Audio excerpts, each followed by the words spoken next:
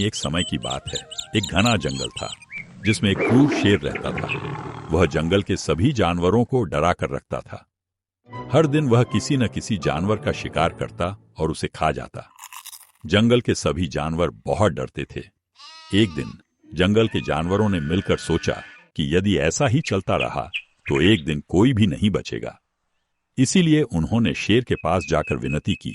महाराज, यदि आप हर दिन हमें यूं ही मारते रहेंगे तो जल्द ही जंगल में कोई जानवर नहीं बचेगा।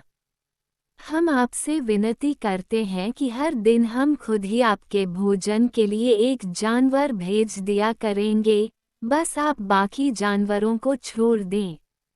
शेर ने यह प्रस्ताव मान लिया। अब रोज एक जानवर अपनी बारी आने पर शेर के पास जाने लगा। एक दिन बकरी की बारी आई।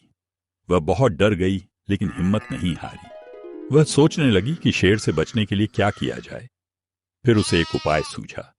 वह धीरे धीरे चलती हुई शेर की गुफा की ओर बढ़ी।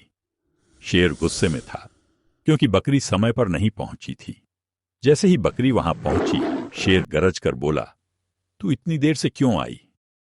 बकरी ने डरने के बजाय बहादुरी से कहा, महाराज, मैं समय पर ही आ रही थी, लेकिन रास्ते में मुझे एक और शेर मिला।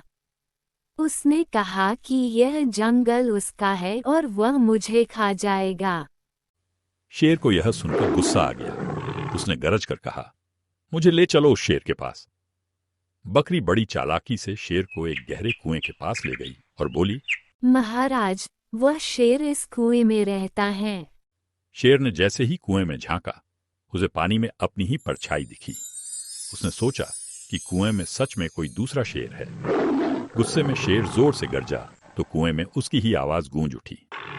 शेर को लगा कि दूसरा शेर भी उसे चुनौती दे रहा है।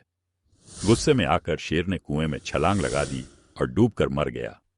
बकरी खुशी खुशी जंगल लौट आई और सब जानवरों को यह खुशखबरी दी।